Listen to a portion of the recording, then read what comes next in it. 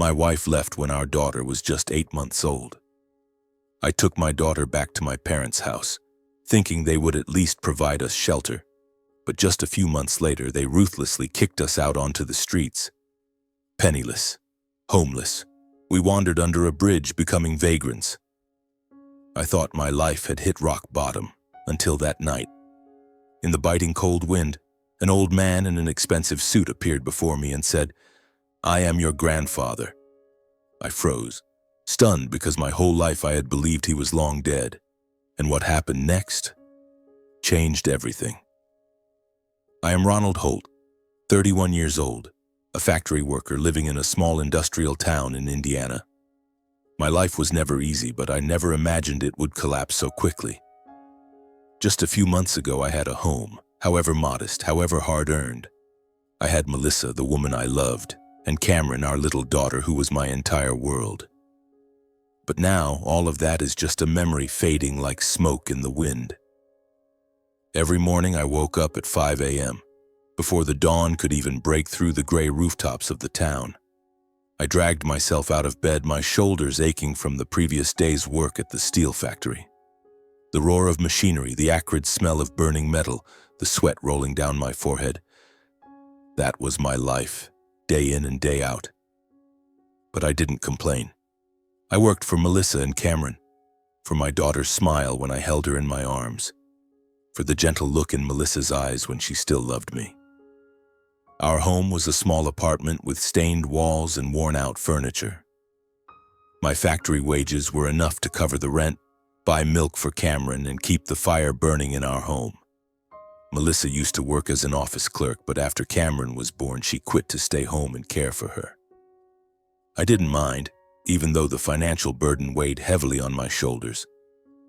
I thought that's what a man does, provide for his family no matter how tough it gets. "Are you okay, Ron?" Melissa asked me one evening as I slumped into a chair, my hands still grimy with the smell of machine oil. She stood in the corner of the kitchen, the dim yellow light casting a glow on her brown hair. I smiled and nodded. "I'm fine. As long as you and Cameron are happy, I can handle anything." But I didn't notice, or maybe I chose not to notice, that the look in Melissa's eyes had changed. She no longer looked at me the way she used to. Her smiles became forced, and our conversations grew shorter. Some nights when I came home late from a shift, I found her sitting alone in the living room, eyes glued to her phone, her fingers scrolling quickly as if hiding something. "Who's that?" I'd ask, trying to keep my tone light. "Just an old friend," she'd reply, quickly turning off the screen. I told myself I was imagining things. Melissa was my wife, the mother of my child. She wouldn't do anything to hurt our family. But deep down I felt a growing distance between us, like a small crack in a wall, spreading wider each day, and I didn't know how to fix it. Cameron was my only light. At 8 months old, with her chubby cheeks and big round eyes, she always looked at me as if I were her entire universe. Every time I held her, my exhaustion melted away. "You're my treasure, you know that?" I'd whisper as she grabbed my finger and giggled. Those moments made me forget the piling bills, the late-night overtime shifts, and the times Melissa avoided my gaze. But then the doubts started gnawing at me. One evening when I came home earlier than usual, I caught Melissa hurriedly shoving her phone into her pocket. She flinched when she saw me, and for a brief moment I saw panic in her eyes. "Why are you so nervous?" I asked, trying to keep my voice calm. "It's nothing," she said, but her voice trembled as if she were hiding a secret. I didn't want to believe my instincts, but they grew stronger, like a storm brewing on the horizon. And that storm, it hit faster than I could have imagined, sweeping away everything I once called family. It was a Saturday when I took a day off to stay home with Cameron. Melissa said she needed to go out to meet a friend. "Just grabbing coffee, don't worry," she said, but her eyes didn't meet mine. I nodded, holding Cameron in my arms, watching Melissa leave with her purse swinging on her shoulder. Something about the way she walked made my heart tighten, but I didn't dare dwell on it. That night, Melissa came home late. I was sitting on the sofa, Cameron fast asleep in her crib. When she walked in, I caught a whiff of unfamiliar perfume, not the one she usually wore. "Where were you all day?" I asked, trying to keep my tone gentle. But she just shook her head, muttering something about meeting an old colleague. I wanted to believe her, but my heart was screaming otherwise. The next day, I did something I never thought I'd do. While Melissa was in the shower, I checked her phone. A few minutes scrolling through her messages shattered my world. The words on the screen cut into my heart like knives. "I miss you," read a message from an unsaved number. "Meet again tonight, I'll tell Ron I'm seeing a friend." And then dozens more messages, sweet, intimate, from a man I didn't know. But I knew enough to understand that Melissa had betrayed me. I stood there, hands trembling, the phone slipping from my grasp and hitting the floor. When Melissa stepped out of the bathroom, she looked at me, then at the phone on the ground. Her face went pale. "Ron, you," she stammered, but I didn't let her finish. "Who is he, Melissa?" My voice was hoarse, not from anger, but from pain. "Who is he that you could do this to me, to Cameron?" She looked up, her eyes shimmering with an emotion I couldn't decipher. Was it regret or resolve? "Ron," she said, her voice chillingly calm, "we need to talk." And then she told me. No long explanations, no beating around the bush. She said she'd reconnected with an old colleague from work, a guy named Brian I'd only heard mentioned in passing. "We were just talking at first," she said, but her voice faltered as she spoke of later meetings, coffee dates that stretched into evenings, messages that turned into declarations of love. "He makes me feel alive, Ron. I'm sorry, but I can't keep living like this." I stood there, frozen, as if the blood in my veins had stopped flowing. "Living like this, how, Melissa?" I asked, my voice trembling. "Living with me, with Cameron, with our family?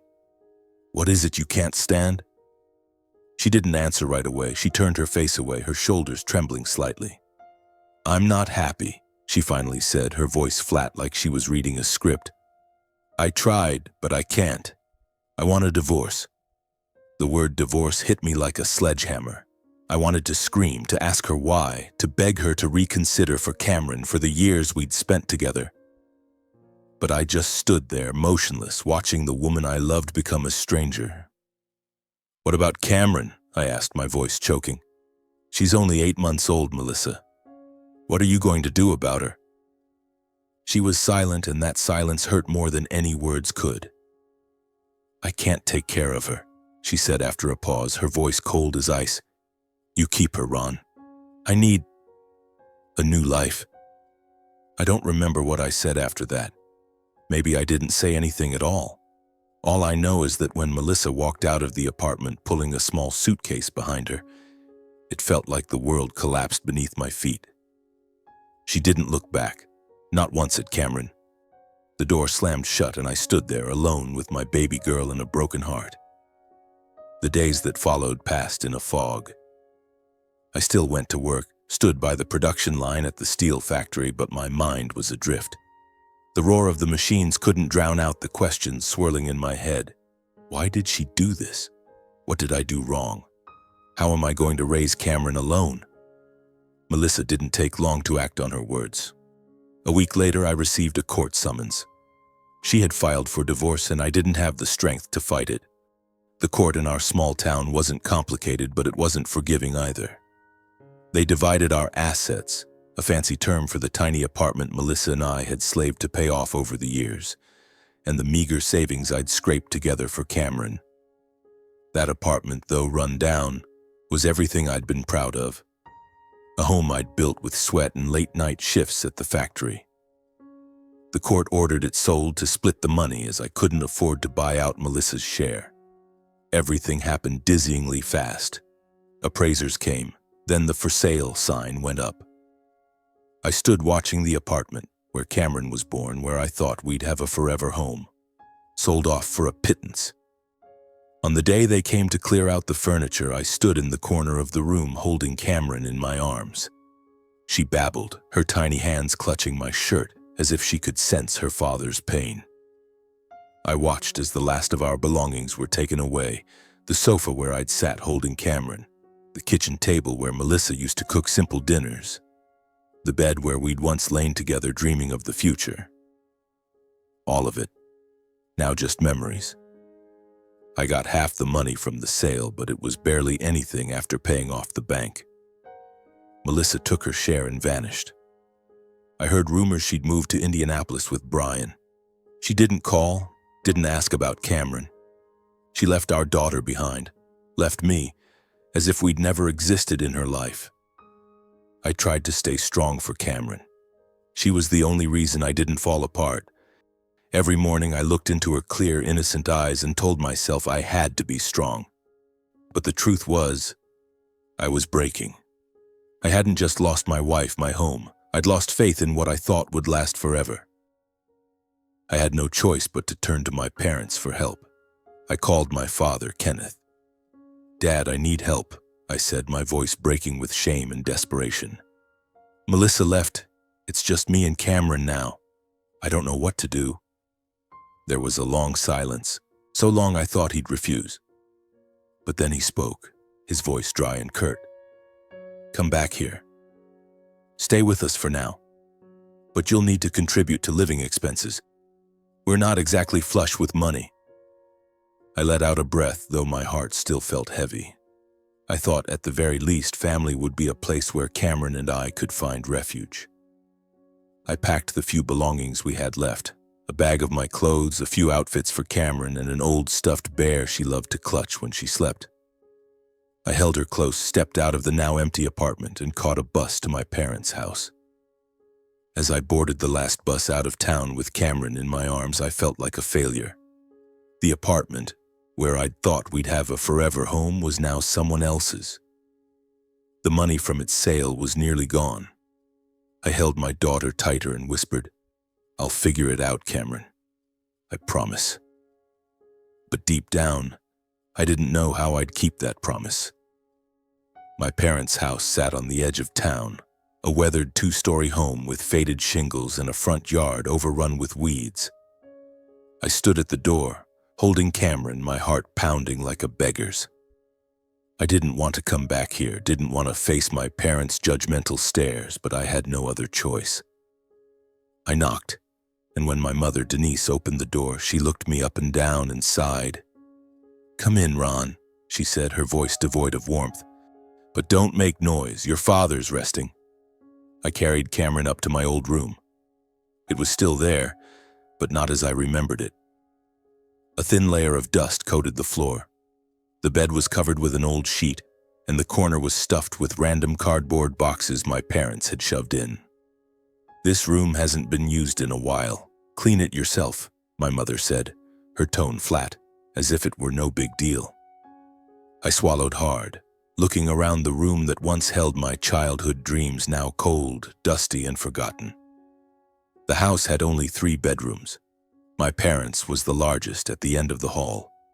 Derek's, my younger brother's, was tidy with a fresh mattress and his personal belongings untouched because he and his wife visited often. And then there was my room, now little more than a storage closet. The favoritism stabbed at my heart from the very first moment, but I stayed silent. I just needed a place for Cameron, even if this childhood room had faded with time. I cleaned the room, spread out a new blanket I'd bought with the little money I had left, set up Cameron's crib next to the bed, and tried to turn this place into a makeshift home. "This used to be our room," I whispered to her, holding her close. She babbled, grabbing my finger, and I turned away to hide my tears, to hide my sense of failure. As for my family, my father, Kenneth, was a harsh man, a former railroad worker now retired.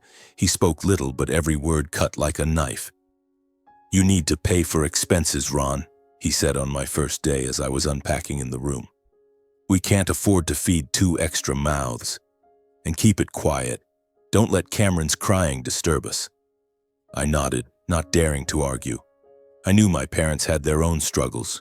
Dad's pension was modest, and Mom worked part-time at a grocery store. But the fact that they preserved Derek's room like a museum while mine was left to gather dust made their favoritism painfully clear. Derek, my younger brother, had always been the golden child. Smarter, sent to college with my parents' support while I had to start working early to fend for myself. Now, when I needed help the most, they still prioritized him, as if I wasn't worth as much. I went back to the steel factory, working like a machine, taking on night shifts to make ends meet.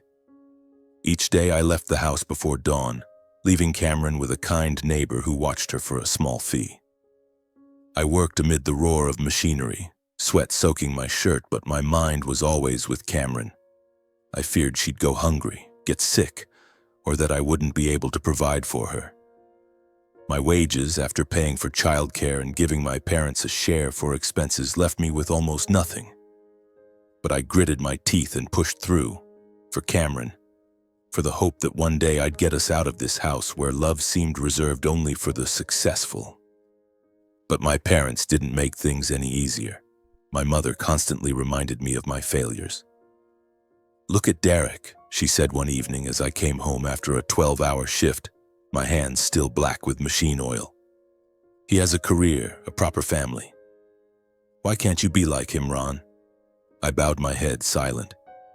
Derek was their pride and joy. He worked for an insurance company in Indianapolis, had a beautiful wife named Laura and a nice house. To my parents, Derek was the picture of success, while I was just a failed factory worker dragging along a young child, even though I was in my own childhood room. I didn't envy Derek. He was my brother, and I was glad he had a good life. But every time my mother compared us, it felt like another stab to the heart. I wanted to scream that I was trying my best, that I didn't choose to be abandoned by my wife, to lose my home, to come back here like a loser with my daughter in tow. But I stayed quiet, holding Cameron close and whispering, "I'll make it, kid." My childhood room, with its faded memories on the walls, became the place where I silently swallowed my pain, where I held my daughter each night and prayed for a way out. Things got worse when Laura, Derek's wife, gave birth to twins. The two babies, a boy and a girl, arrived like a whirlwind, drawing all my parents' attention. Suddenly, the house was filled with laughter and chatter. My parents bought toys, diapers, and cute clothes for Derek's kids. Every weekend, Derek and Laura brought the twins over and the house buzzed like a happy family, except for me and Cameron. Derek's room became the headquarters for the grandkids, filled with new toys and echoing with laughter, while my room, my childhood room, was treated like a temporary burden. The favoritism hit me hard.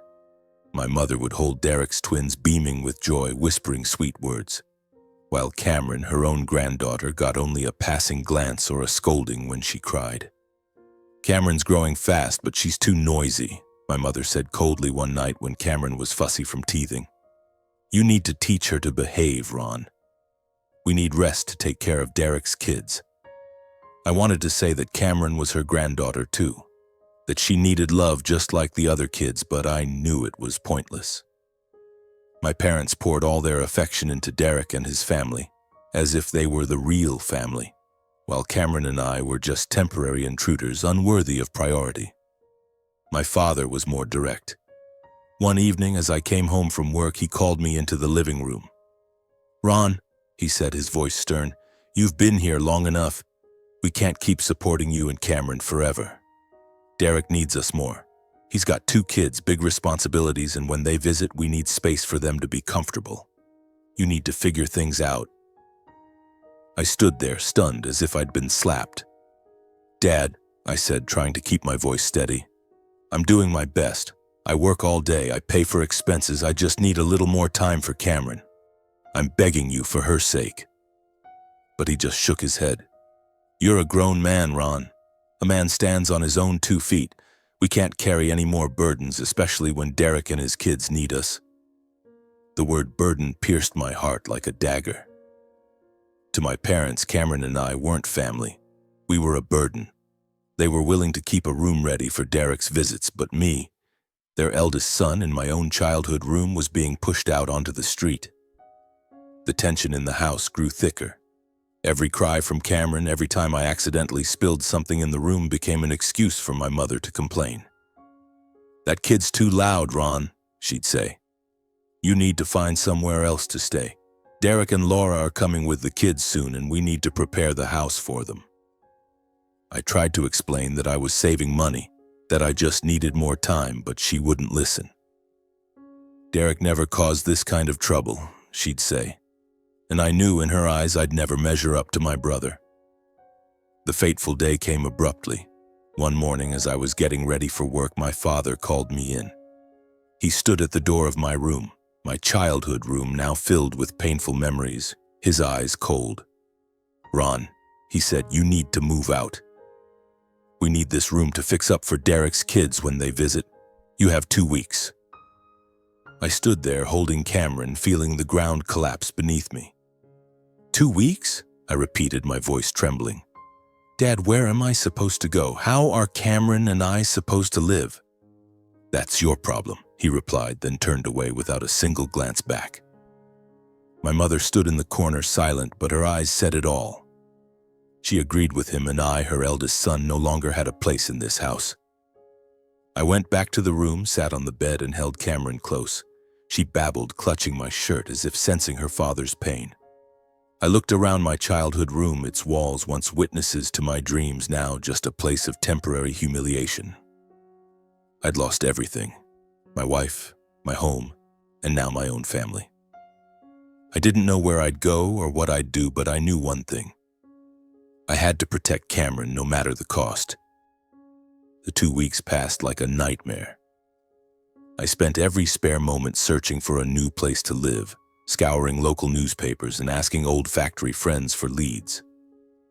The money left from selling the house wasn't much, but it was enough to rent a cheap, run-down apartment on the outskirts of town. A dilapidated building with stained walls and a musty smell not unlike the basement of my parents' house. The landlord, a gaunt old man named Frank, eyed me and Cameron suspiciously. "No noise and pay on time," he said, his voice raspy from smoking. I nodded, signing the lease with trembling hands, and moved in with our few belongings. A foldable bed from my parents' house, Cameron's crib, and a small gas stove I bought at a second-hand market. The apartment was a single room with a shared bathroom in the hallway, but at least it was ours, for now. I thought I could make it work. My factory wages were steady, though tight. I'd work harder, save every penny for rent, Cameron's milk, and simple food like cold-cut sandwiches. "We'll be okay, kid," I whispered to Cameron each night as she slept soundly in her crib. But reality was harsher than I'd imagined. Living costs here were higher than expected, utilities, gas, and small expenses like diapers for Cameron. My savings dwindled like water slipping through my fingers. I cut back on everything, ate less, turned off the lights early. But it still wasn't enough. By the end of each month, I stared at piling bills, my heart tightening with worry. The biggest problem was Cameron. She was almost a year old now, active and needing constant care. Back at my parents' house, I could leave her with a kind neighbor for a small fee. In this new place, I didn't know anyone I could trust. The nearest daycare charged double my weekly wage. "Not enough money," I muttered, staring at a flyer taped to a lamppost. I couldn't leave her alone. She was too small, too fragile. So I made a desperate choice. I'd bring Cameron to work with me. It was a last resort, but I had no other option. That morning, I carried her to the steel factory, tucked in an old backpack. The roar of machinery and the acrid smell of burning metal were no place for a child. I hid Cameron in a corner of the break room inside a cardboard box lined with a blanket, hoping she'd stay quiet. "Daddy's going to work. Be good, okay?" I whispered, my heart pounding with fear of getting caught. My co-workers gave me odd looks but said nothing, maybe out of pity. I worked like a madman, darting between the production line and the break room to check on her, feeding her milk when she fussed. But I couldn't hide her forever. Cameron started crying, her wails cutting through the noise of the machines. The foreman, a burly man named Mike with a perpetually sour face, called me into his office. "Ron, are you out of your mind?" he bellowed, pointing at Cameron crying in my arms. "This is a factory, not a daycare. I've already warned you about your slipping performance." I bowed my head, my voice shaking. I'm sorry, boss, but I have no one to watch her. My wife left, my family won't help. Just this once, I promise I'll... But Mike shook his head, his face red. No, just this once. You're fired. Grab your stuff and get out. I stood there, frozen as if the world had collapsed. The job, the only thing keeping me afloat, was gone. I left the factory with Cameron in my arms, tears streaming down my face, mixing with sweat. I'm sorry, kid, I whispered, but she just looked at me with innocent eyes, unaware of it all. Losing my job was a death blow. I wandered the town, applying everywhere, grocery stores, auto shops, even fast food joints. But my resume wasn't impressive. Just a 31-year-old factory worker with no degree, now burdened with a young child. We need full-time workers with no distractions, one manager said, glancing at Cameron in my arms. Sorry, but no. I tried place after place, but the answer was always the same. Rejection. Each door that shut made me feel smaller, more useless. The meager unemployment benefits barely lasted a few weeks, but the bills kept coming. I used up my savings to pay rent, but eventually I couldn't keep up. One rainy afternoon, Frank, the landlord, knocked on my door. Ron, you're 2 months behind, he said coldly, without a shred of sympathy. Move out. I need to rent to someone else. I begged. Mr. Frank, please give me more time. I'm looking for work. I'll pay. But he shook his head and walked away. The next day, our belongings were tossed onto the sidewalk. I stood in the rain, holding Cameron under my worn-out jacket, watching the apartment, the last place we called home, locked shut. There was nowhere left to go. I called my parents one last time, my voice breaking with desperation. Dad, please, I just need a place to stay. Cameron's soaked, I don't know what to do. But my father's voice was dry over the phone. Ron, we can't. Derek and Laura are coming with the twins. We have to take care of them. Figure it out, son. The call ended and my world went dark. They refused because of Derek. Always Derek. I held Cameron, wandering in the rain, my heart shattered.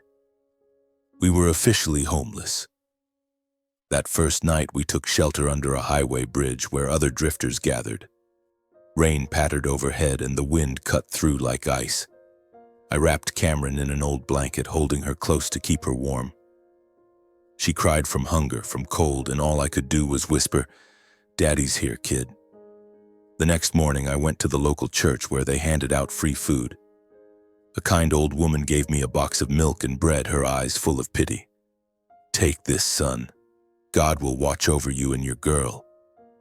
I took it, tears streaming down, feeling a flicker of warmth from a stranger for the first time. Under the bridge, we survived day to day. I learned to get food from soup kitchens where other homeless people shared their stories. Lost jobs, lost homes, lost everything, just like me. They didn't judge, didn't play favorites. An old man named Joe, a former mechanic, gave me an old tent and taught me how to start a fire for warmth. Down here, everyone's struggling, but we help each other, he said, clapping my shoulder. A woman named Maria, also raising a young child, gave Cameron some hand-me-down clothes and watched her when I went job hunting. They, people at the bottom of society, showed me more humanity than my own family. Unlike my parents, they shared without expecting anything, listened without comparing. Under the bridge in those freezing nights, I learned that true kindness comes from the most unexpected places. Cameron, though so young, seemed to feel it too. She smiled more when playing with the other kids under the bridge. But this life wasn't easy. Every night I lay awake worrying about the future. Cameron started getting sick from the cold and I had to beg at a free clinic for a doctor to see her. She'll be okay, but she needs a warmer place, they said. I nodded, but I knew we had nowhere to go. I kept looking for work, but with my ragged clothes and the smell of campfire smoke clinging to me, no one would hire me. I struggled, went hungry, but for Cameron, I didn't give up. She was my only light, the reason I kept breathing, kept fighting. Then one evening, a storm rolled in. Rain poured down in sheets and fierce winds shook the tent. Water seeped through the ground, soaking the blankets. I huddled with Cameron in a corner, using my jacket to shield her, but droplets still fell on us. She wailed, her cries blending with the booming thunder. "Shh, it's okay, Daddy's here," I soothed, my heart pounding with worry. Joe and Maria had gone to find shelter elsewhere, leaving us alone under the dark bridge. I thought it was the worst night of my life, cold, hungry, and hopeless. I prayed silently, though I barely believed in God anymore. Please give us a way out. Suddenly, through the torrential rain, I saw a shadowy figure approaching. An old man, tall but slightly stooped, dressed in an expensive black suit, holding an umbrella against the storm. He stopped in front of our tent, his eyes cutting through the darkness, settling on me and Cameron. I held her tighter, my protective instincts flaring. Under this bridge, a stranger could be anyone, a crook, a cop, or just another drifter. "Who are you?" I asked, my voice hoarse from the cold, struggling to sit up to shield her. The old man didn't answer right away. He folded his umbrella and crouched down to see us better, his wrinkled face lit by sharp eyes as if studying something precious that had been lost. "I'm Philip," he said, his voice warm and steady, a stark contrast to the storm raging outside. "I'm your grandfather, Ronald." I froze. The word grandfather echoed in my head like thunder. My whole life, my father, Kenneth, had told me my grandfather died when I was young. A car accident, he'd said, and we never spoke of it again. No photos, no mementos, just a void in our family's story. What did you say?" I stammered, my voice trembling. "My grandfather's dead. My dad said so. Who are you really? How do you know my name?" Philip gave a sad smile, his eyes glistening under the faint glow of a streetlight reflecting off the bridge. "I didn't die, Ronald. Your father, Kenneth, lied. He took all my money, abandoned me and your grandmother, then spread that story to cover it up. I've been looking for you for a long time through a private investigator. I know everything about Melissa, the divorce, what you're going through." He paused, looking at Cameron sobbing in my arms. "And this little girl, my great-granddaughter. Don't let her stay in this cold. Come with me. I want to take care of you both to make up for what you've lost." I stared at the old man, my mind reeling. Doubt surged. Was this a cruel trick? A con man preying on desperate people like me? But as I looked closer, I saw an eerie resemblance. Sharp blue eyes like my father's, a crooked smile I vaguely recalled from hazy dreams of my past. And his voice, warm, sincere, not like a liar's. The rain kept falling, the wind howled, and Cameron cried louder from the cold. I had nothing left to lose, no home, no job, no family. If he was a bad person, could things possibly get worse than this? But if he was telling the truth, maybe this was the way out, the glimmer of hope for Cameron. I looked at my daughter, her cheeks flushed from crying and my heart twisted. "All right," I said, my voice choked. "I'll go with you. But if you're lying, I won't forgive you. For my daughter's sake." Philip nodded, standing and holding his umbrella over us. "You won't regret this, Ronald. Come on, my car's nearby." I picked up Cameron and followed him through the rain, my steps heavy with exhaustion and doubt. But deep inside, a faint spark of hope flickered. Maybe, just maybe, fate was finally smiling on us. We stepped out from under the bridge, the rain still pattering on Philip's umbrella. His car, a sleek black limousine with a uniformed driver waiting, stood not far off, its headlights cutting through the rain like a beacon. I hesitated for a second, glancing back at the soggy tent now torn apart by the wind, then climbed into the car. Inside, it was warm, the leather seats soft, and a child's car seat was already installed. Philip sat across from me, giving a faint smile when he saw my surprise. "I came prepared," he said, his voice warm. "She needs to be safe." I held Cameron closer. She'd stopped crying, perhaps soothed by the sudden warmth, and I stared out the window as the car pulled away. We left Indiana heading for Florida. A long journey, but Philip had arranged a private plane from a nearby airport. I didn't ask much. My exhausted mind focused only on keeping Cameron warm. During the flight, I drifted into sleep. The first time in months, I wasn't jolted awake by cold winds or passing traffic. When we landed in Tampa, the sky was bright. Another car waited, taking us to the city's outskirts. The scenery changed as we drove, from bustling streets to tree-lined roads, then to a gated community with high fences and an imposing iron gate. The car stopped in front of a sprawling mansion like something out of a magazine. A two-story cream-colored building with red-tiled roofs, surrounded by lush green gardens and a shimmering pool under the Florida sun. I stood there, holding Cameron, my jaw dropping in awe. This is your house?" I stammered. Philip smiled, placing a hand on my shoulder. "Our house, Ronald. Come inside. You and your daughter need rest." Stepping into the mansion felt like entering another world. The grand foyer had marble floors, a sparkling crystal chandelier, and the faint scent of fresh flowers from a large vase. A middle-aged woman in a maid's uniform greeted us with a smile. "Welcome, sir, and welcome Ronald and little Cameron," she said, as if she'd known us forever. Philip introduced her. "This is Elena, the housekeeper. Over there is Luis, the chef, and security's at the gate. They'll take care of everything." I nodded, still dazed. Philip led us upstairs to a spacious guest room with a king-size bed, a private bathroom, and a corner filled with brand-new toys for kids. "This is for you and Cameron," he said. "I had it ready." Later, Philip called a private doctor. A middle-aged man named Dr. Ramirez arrived within half an hour, carrying a full medical kit. He examined Cameron first, checking her temperature, listening to her lungs, and prescribing medicine for her cough. "She has a mild cold, but she'll be fine with proper care," he said, then turned to me. I sat there as he checked me. High blood pressure from stress, malnourishment, and minor cuts from street life. "You need rest and proper meals," he advised. Philip nodded and instructed the chef to prepare dinner. For the first time in months, I ate a real meal. Hot chicken soup, fresh salad, and toasted bread. Cameron got special formula milk, which she drank eagerly, her eyes brightening. That night, I lay on the soft bed, listening to Cameron's steady breathing in her crib beside me, and slept deeply. No nightmares, no worries for the first time in years. The first days in the mansion passed like a dream. The house wasn't just grand. It was equipped with every comfort.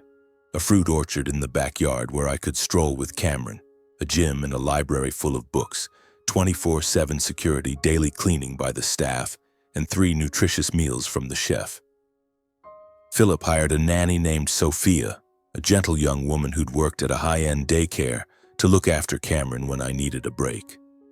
"You need time to recover," Philip said. "Let Sophia handle her." I hesitated at first, but Sophia quickly proved trustworthy. She sang lullabies to Cameron, played with her, and even taught me how to massage her to ease her cough. Cameron visibly improved. Her cheeks grew rosy, she smiled more, and she started toddling around the room. As for me, I took hot showers daily, ate proper meals, and felt my body coming back to life. Doubts lingered, but each day they faded under Philip's genuine care. We began settling into life here. Mornings I woke to the smell of coffee from the kitchen, eating breakfast with Philip as he talked about Florida, the sea, and the warm sun. In the afternoons, I took Cameron to the garden, watching her giggle as she touched the leaves. At night, Sophia watched her while I relaxed, reading or just gazing at the stars. Philip didn't push, only gently asking about my life, about Melissa, about the hardships. "There's no rush," he said. "You need time." I started opening up, telling him about the steel factory, the betrayal, my parents, and Derek. Philip listened, his eyes heavy with sadness, as if sharing my pain. Then one evening, with Cameron asleep under Sophia's care, Philip invited me to the balcony, a spot overlooking the pool, shimmering under the lights. He poured 2 glasses of wine, sat in a leather chair, and said, "Ronald, it's time I told you the truth. About the past, about why I found you." My heart raced. The air felt heavy, the faint sea breeze carrying a hint of salt. Philip stared into the distance, his voice low, as if recounting a painful story. "Years ago, when I was younger, I had a happy family. Your grandmother, my wife, and our son Kenneth, your father. I worked hard, saved money and bonds for our future. But Kenneth, he changed. He got hooked on gambling, racked up debts. One night he took everything from the safe, cash, bonds, even sold some family heirlooms, and vanished without a word. Your grandmother was devastated. She had a heart attack that night and she was gone forever. Philip's voice broke. He took a sip of wine, his eyes red. I sat there, stunned, picturing it. My grandmother, whom I'd never known, dying from her own son's betrayal. I was nearly 50, penniless, heartbroken. I thought my life was over, but I didn't give up. I started over. A small job in real estate, borrowing from friends, working day and night. Over decades, I built Sunbay Properties, a coastal real estate company. From a tiny office in Tampa, I now have branches across Florida and beyond. I'm wealthy, but my heart was always empty. Losing my wife, my son, and not knowing what became of my grandson. He paused, looking at me. Recently, I hired investigators. They found Kenneth, then you. Ronald Holt, a factory worker in Indiana, divorced, kicked out by your parents, homeless under a bridge. I couldn't sit by. I had to find you to make up for what you've suffered because of Kenneth's mistakes. I sat there, reeling, as if struck by lightning. The truth lay bare. My father, Kenneth, wasn't a victim of fate, but a thief, a betrayer who caused my grandmother's death. My grandfather, whom I thought was dead, sat here, wealthy and full of regret. I was grateful. He'd saved us from hell, but also anguished by my parents' lies. Why did my dad do it? I asked, my voice choked. Philip shook his head. He was weak, Ronald, but you're different. You're strong, like I was. We sat in silence for a long time, the sea breeze whispering like a comfort. I looked at the pool, my heart a storm of emotions, but also relieved. At last, I had a real family, a real home for Cameron. The days that followed were spent processing that truth. During the day, I took Cameron to the garden, watching her crawl clumsily on the lush green lawn, giggling as she touched vibrant flowers. Sophia, the nanny, was always there, helping me care for her without making me feel inadequate. But at night, when the mansion fell silent, memories crashed over me like waves. I thought about my parents, about growing up in that old house in Indiana, where Dad always spoke of my late grandfather with feigned regret. Now I understood why he rarely talked about the past, why Mom dodged my questions about Grandma. They'd built a lie to hide their guilt, and I, their eldest son, had lived in its shadow without knowing. I was angry, but also sad. Sad for my grandmother, for Philip, and for myself. I called my parents once, but they didn't pick up. Maybe they thought I was calling to bother them or beg. I didn't call again. I had Philip now and Cameron. That was enough. Philip didn't push me to do anything right away. He gave me time to heal, but he also subtly hinted at the future. One morning, as we ate breakfast on the patio, toast, fresh fruit, and steaming coffee, he looked at me and said, "Ronald, have you rested enough? Sunbay Properties could use someone like you. Start small, a sales position.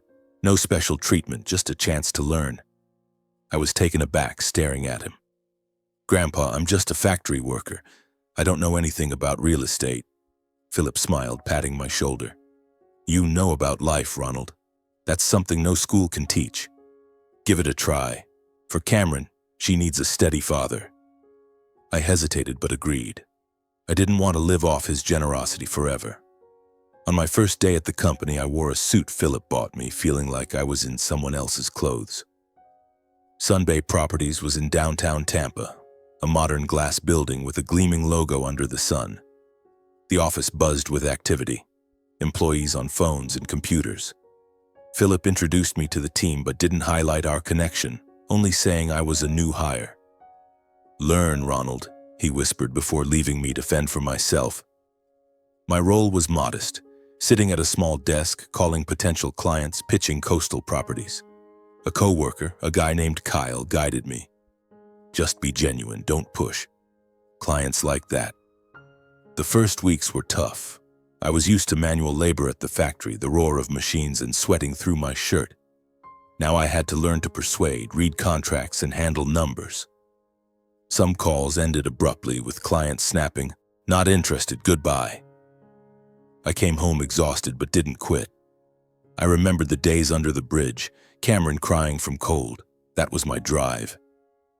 I studied hard, reading real estate books Philip left in the home library, asking Kyle about sales techniques and observing meetings. My honesty became an asset. Clients sensed sincerity when I explained the practical benefits of a beachfront home. No exaggeration. Slowly, I proved myself. A month later, I closed my first deal. A middle-aged couple bought a small condo in Clearwater.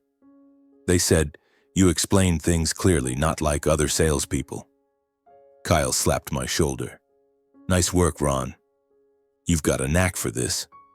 I smiled, but inside I was grateful for my past struggles. Melissa's betrayal taught me patience. My parents' favoritism made me humble. Homelessness forged my resolve. I wasn't the timid factory worker anymore. I cared about my co-workers, listened to their issues, and acted quickly. In a team project, when arguments broke out over client approaches, I suggested a middle ground. Think of clients like family. They need homes, not empty promises. The team agreed and the project succeeded. The senior manager, Helen, a sharp woman in her 50s, praised me in a meeting. "Ronald, you've got leadership potential. Keep that integrity and you'll go far." Time passed and I climbed the ranks, feeling the change in myself. From a broken man, I became decisive, empathetic. The company grew with my ideas, like a program to help financially struggling clients inspired by my own life. Helen and other managers praised me. "Ronald, you don't just sell. You change lives." Philip smiled whenever he heard reports, and I knew he was preparing me for something bigger. 3 years passed. It sounds long, but to me it was a whirlwind. I rose through the ranks not because of family ties, but through merit. Then came the turning point, not dramatic like a movie, but real and earned. In a boardroom meeting, Philip stood, his voice resonating in the glass-walled room. "I've watched Ronald for 3 years. No privileges, no favoritism. He started at the bottom and rose through ability, increasing revenue by 150%, expanding 4 branches and building a company culture based on trust." The managers clapped. Helen smiled. "Ronald deserves this." Philip looked at me. "As of today, you're CEO of Sunbay Properties." I stood there, stunned, my heart pounding. This wasn't a dream, it was real. I hugged Philip, whispering, "Thank you, Grandpa." He patted my shoulder. "You did this, Ronald." Being CEO wasn't easy. I sat in a large office with a vast ocean view, but the responsibilities were immense. Strategic decisions, investor meetings, crisis management. The company thrived. Record revenue, expansion into Georgia. Partners respected my reliability. Once, during a market downturn, I rejected a high-profit but risky deal. "We don't gamble with clients' futures," I said. They respected that, and more contracts followed. I stayed humble, eating lunch with employees, listening to ideas from the ground up. "I was once like you," I told the staff at a company meeting. "Let's build together." Cameron became my greatest joy. Now 5, she's bright, lively, and always asking about my work. "What do you do at the company, Daddy?" she asked, sitting on my lap at the dinner table. "I help people get nice homes like ours," I replied, kissing her forehead. She attends a private school, plays piano, and swims. Things I never dreamed of as a kid. She's my drive. Every company decision I think of her, of building a legacy. The media took notice. A local business magazine ran a feature. From homeless factory worker to CEO, Ronald Holt's inspiring story. They interviewed me in my office, and I spoke honestly about Melissa, my parents, the bridge, and Philip. "Life taught me failure isn't the end," I said. The article went viral, and a local morning show invited me. Sitting on their sofa, I shared my story with a genuine smile. "From homeless to CEO, how'd you do it?" the host asked. I looked at the camera. "Thanks to my grandfather and never giving up. Everyone has a chance if they keep going." The interview boosted the company's fame. Clients poured in, and I received letters from people who'd struggled like me, thanking me for hope. But the past wouldn't let me rest. One afternoon, as I sat in my office reviewing revenue reports from the new Orlando branch, my phone rang. It was the receptionist, her voice uneasy. "Ronald, there are 2 people in the lobby claiming to be your parents. They insist on seeing you now." I froze, gripping the phone tightly. My parents? Kenneth and Denise? After all these years, after they threw Cameron and me out like beggars? I took a deep breath, steadying myself. "Let them wait in the lobby, I'm coming down." I stood gazing out the window at the sparkling Tampa Bay under the sun and told myself, I'm not that weak, Ronald, anymore.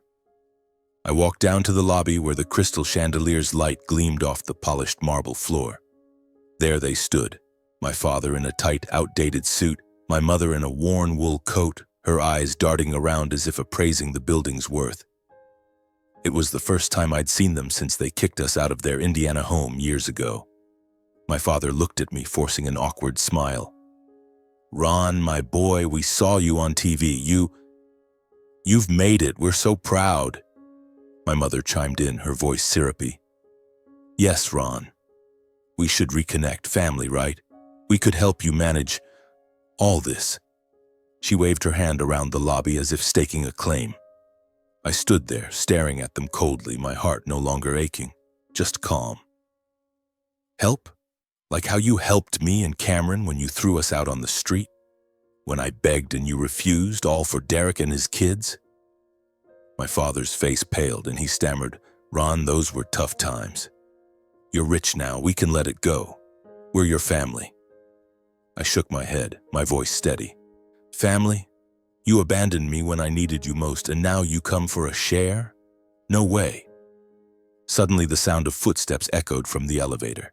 Philip appeared, tall in a sharp gray suit, his eyes cold as steel. He stopped beside me, staring straight at my parents, or rather, at his son, Kenneth.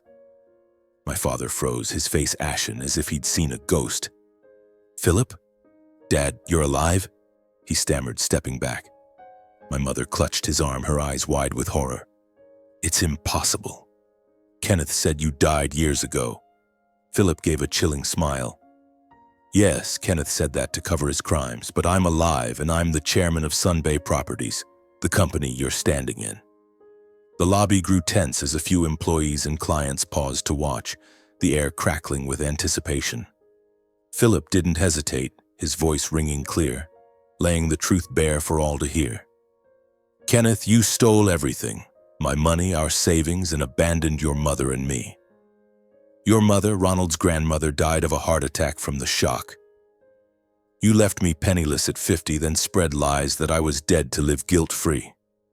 And then you abandoned your own son and granddaughter, Ronald and Cameron, when they needed you most, kicking them out for Derek's sake."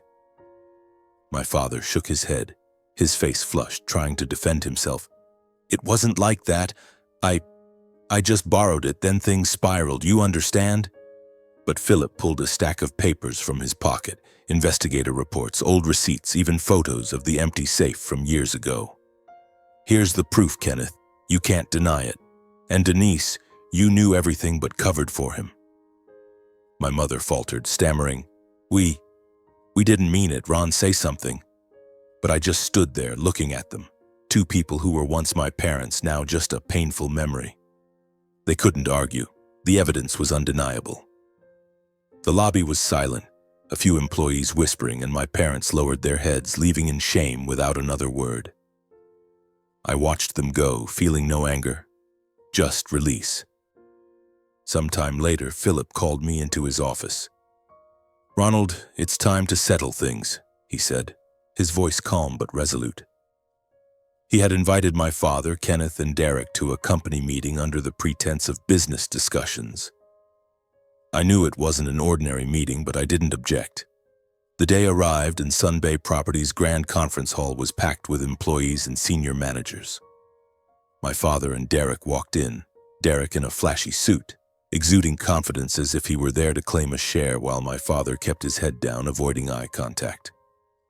They sat in the front row, Derek whispering to Dad, "Guess Ron's ready to share the success." Philip took the stage, his voice booming through the microphone. "Today I'm announcing my official will. I'm 80 years old and Sunbay Properties needs a worthy successor. The room fell silent, all eyes on him. He looked at me and smiled. Ronald Holt will inherit the majority of my estate and full control of the company. Not because of blood, but because he's proven his character and ability. From a sales associate to CEO, building this company stronger with integrity and hard work. The hall erupted in applause. Helen and my colleagues cheered. I stood hugging Philip, my voice choked. Thank you, Grandpa. My father and Derek were cut out entirely, not a cent, not a share. Derek's face paled and he shot to his feet. How can this be? I'm your grandson too. My father, trembling, pleaded in front of everyone. Philip, Dad, please forgive me. Ron, talk to him, we're family. The room went quiet, all eyes on the scene.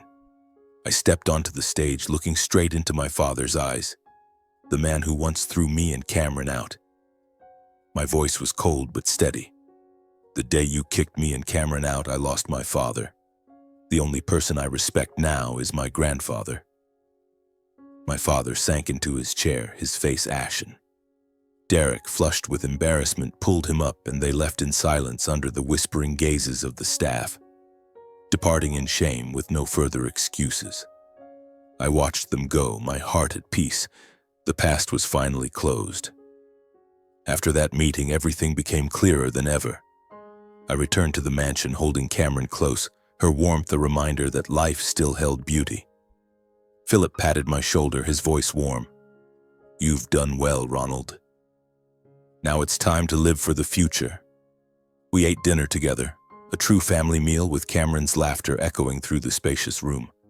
She was growing up, her eyes bright and her smile radiant. No trace of those cold days under the bridge.